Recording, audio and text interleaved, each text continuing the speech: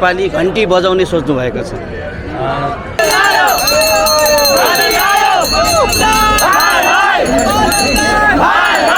आज म यहाँ भाषण गर्न आएको होइन, हजुरहरूको कुरा सुन्न आएको हो।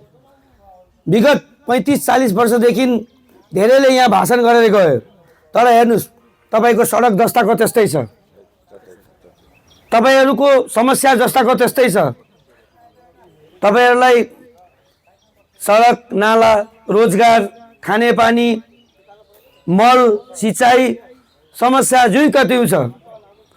त्यसैले हामी भाषणभन्दा काममा विश्वास गर्छौँ र यो विगत वर्षदेखि तपाईँ बाँकेवासी हामीलाई जुन ठगिँदै आउँछौँ, यो ठग प्रथाको अन्त्य यो फागुन 21 चुनावपछि अवश्य हुनेछ।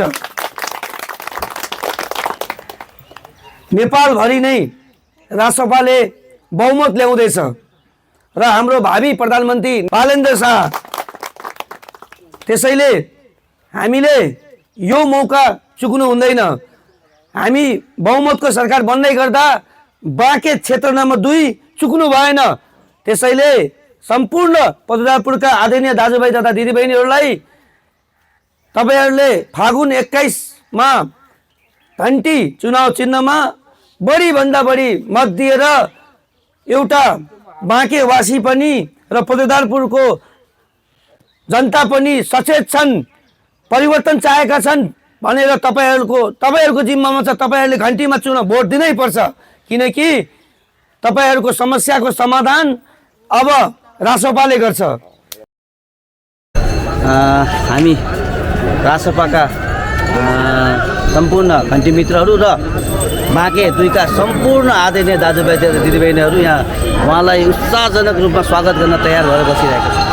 हेर्नुहोस्, अहिले यो हाम्रो राष्ट्रिय स्वतन्त्र पार्टीको कार्यकर्ता मात्र होइन कि कार्यकर्ता एकदम भन्दा पनि यहाँ एकदम आम उहाँलाई मन पराउने र परिवर्तनको लागि मन पराउने जुन दाजुभाइ दिदीबहिनीहरू र युवाहरूको छ, उहाँहरू स्वतस्फूर्त रूपमा यहाँ उपस्थित हुनु भइरहेको छ। तपाईँ बाँके 2 को उम्मेदवार पनि हुनुहुन्छ, कस्तो माहौल बन्दैछ? एकदम राम्रो माहौल छ। यो